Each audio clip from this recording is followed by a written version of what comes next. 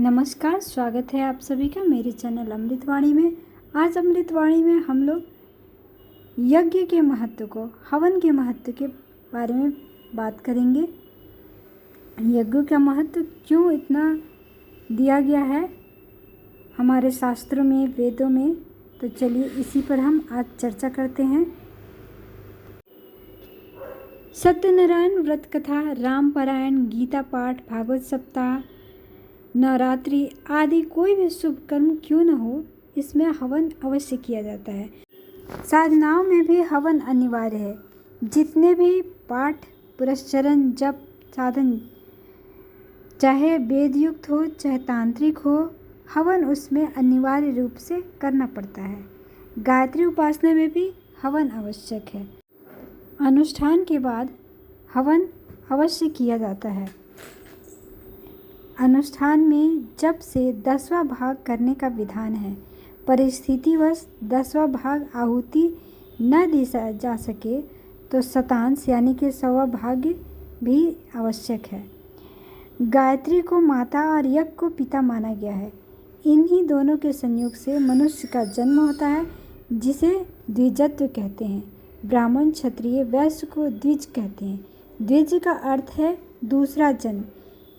जैसे अपने शरीर को जन्म देने वाले माता पिता की सेवा पूजा करना मनुष्य का नित्य कर्म है, उसी प्रकार गायत्री माता और यज्ञ पिता की पूजा भी प्रत्येक द्विज का आवश्यक धर्म कर्तव्य है। धर्म ग्रंथों में यज्ञ की महिमा का गान है।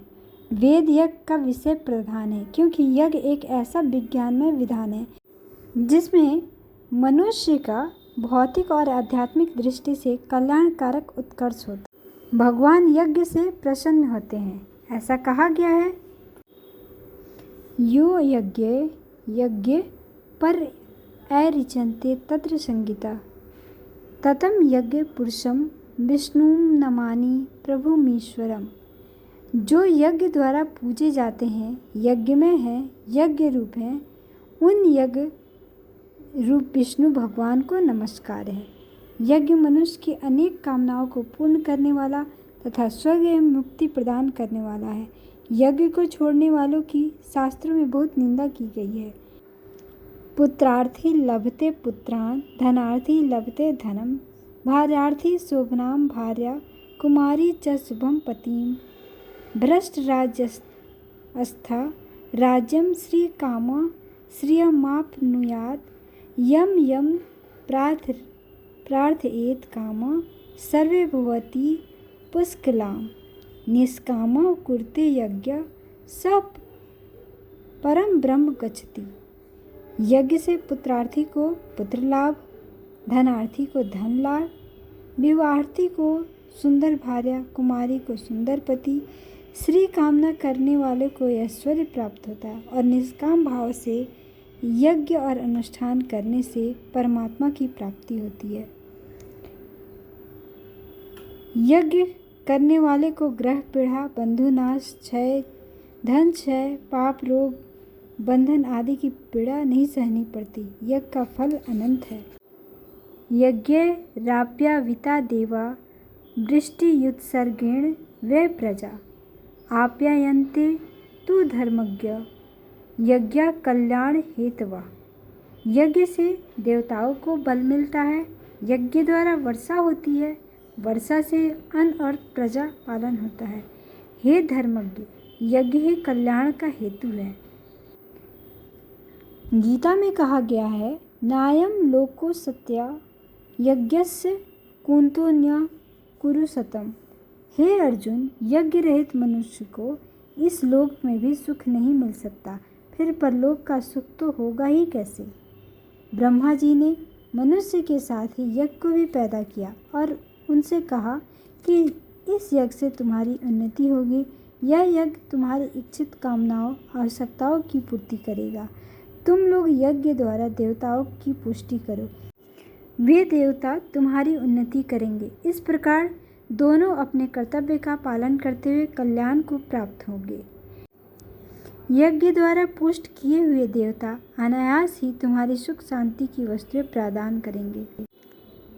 तो इससे स्पष्ट हो जाता है कि पूर्व काल में आध्यात्मिक एवं भौतिक उद्देश्यों के निमित्त बड़े बड़े यज्ञ हुआ करते थे। देवता भी यज्ञ करते थे, असुर भी यज्ञ करते थे, ऋषियों द्वारा यज्ञ किए जाते थे। राजा लोग अश्वमेध आदि विशाल यज्ञों का आयोजन करते थे। साधारण गृहस्थ अपनी अपनी सामर्थ्यों के अनुसार समय समय पर यज्ञ किया करते थे। असुर लोग सदैव यज्ञों को विध्वंस करने का प्रयत्न इसलिए किया करते थे कि उनके शत्रुओं का लाभ एवं उत्कर्ष न होने पावे। इसी प्रकार असुरों के यज्ञों का विध्वंस भी कराया गया।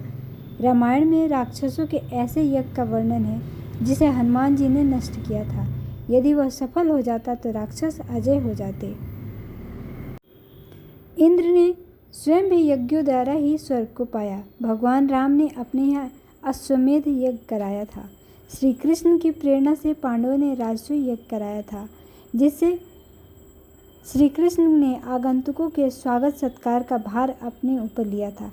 पापों के प्रायश्चित स्वरूप अनिष्टों और प्रारब्धजन्य दुर्भाग्यों की शांति के निमित्त किसी अभाव की पूर्ति के लिए, कोई सहयोग या सौभाग्य प्राप्त करने के प्रयोजन से, रोग निवारण के लिए, देवताओं को प्रसन्न करने के लिए, धन धान की अधिक उपज के लिए, अमृतमयी वर्षा के लिए, वायुमंडल में से स्वास्थ्यकर तत्वों का उन्मूलन करने के लिए निमित्त हवन यज्ञ किए जाते हैं और उनका परिणाम भी वैसा ही होता था।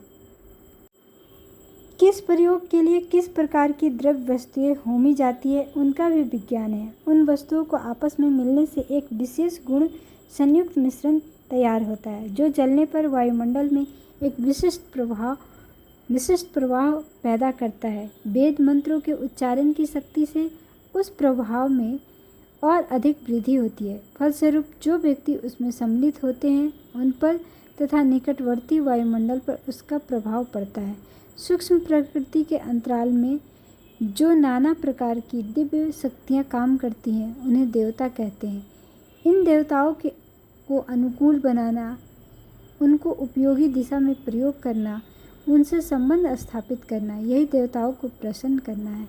यह प्रयोजन यज्ञ द्वारा आसानी से पूरा हो जाता है। संसार में कभी भी किसी वस्तु का नाश नहीं होता, केवल रूपांतरण होता रहता है। जो वस्तु हवन में होमी जाती है वे तथा वेद मंत्रों की शक्ति के साथ जो सद्भावनाएं यज्ञ द्वारा उत्पन्न की जाती है वे दोनों मिलकर आकाश में छा जाती है। उनका परिणाम समस्त संसार के लिए कल्याणकारक परिणाम उत्पन्न करने वाला होता है। इस प्रकार यह संसार की सेवा का, विश्व में सुख शांति उत्पन्न करने का एक उत्तम माध्यम एवं पुण्य परमार्थ है। यज्ञ से यज्ञ करने वाले की आत्मशुद्धि होती है, उनके पाप ताप नष्ट होते हैं तथा शांति एवं सद्गति उपलब्ध होती है।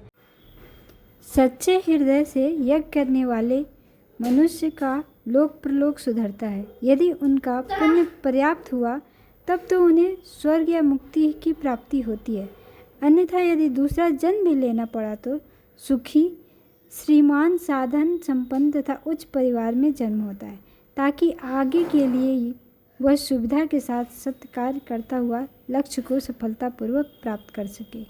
यज्ञ का अर्थ दान, एकता, उपासना से। यज्ञ का वेद आयोजन, शक्तिशाली मंत्रों का विधिवत उच्चारण, विधि पूर्वक बनाए हुए कुंड, शास्त्र के युक्त समिधाएं तथा सामग्रियां जब ठीक विधान पूर्वक हवन की जाती हैं, जिनका दिव्य प्रभाव पूरे आकाश मंडल में फैल जाता है, जिसके कारण